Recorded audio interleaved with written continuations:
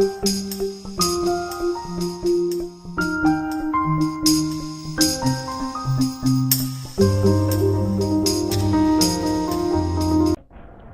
morning when I wake up, I have to blink my eyes 3 times before going from bed. Every door has to be open and closed 3 times before and after going to bed. I brush my teeth twice in case I forgot to brush soft parts of my mouth. Sometimes I try to stop myself from doing these things, but it's impossible. Instead, something terrible will happen. My daily routine is affected by how I go about stuff.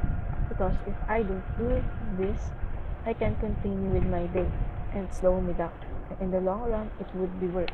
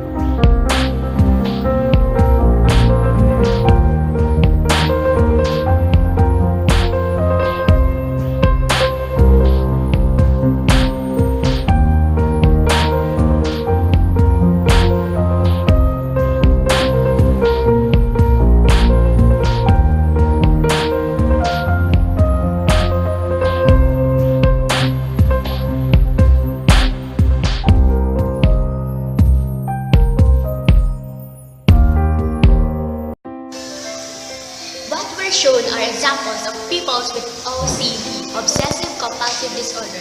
Pero ano nga ba ang OCD? Ano nga ba yun?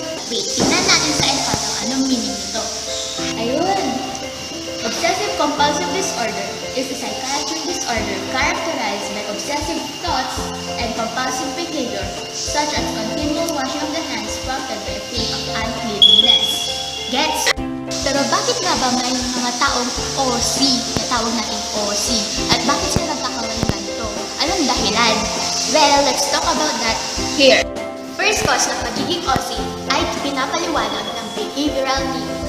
Pinapaliwanag sa teoryang ito na ang mga taong may OC daw ay ina-associate ang isang sitwasyon o isang bagay o mga bagay-bagay sa kanilang kinakatakutan. Kaya sila nagkakaroon ng compulsive thoughts na nagiging dahilan para makalimutan nila or mawala sa kanila ang mga kinakatakutan nila. Isa ring dahilan ng pagiging OC ng mga taong ito ay dahil na misinterpret daw nila ang mga iniisip nila na siya ipinapaliwanag naman ng cognitive theory at sa kanyang psychosexual stages of development, particularly sa anal stage. Dito sa anal stage, pwede kang maging anal retentive or anal expansive. At sa anal retentive, kung mag-exceed ka sa anal retentive na ito, pwede kang magkaroon ng obsessive compulsive in the future. So nalaman nyo na mga rason kung bakit nagkakaroon ng obsessive compulsive disorder ang isang tao. Maraming salamat sa pakikinig. Bye-bye!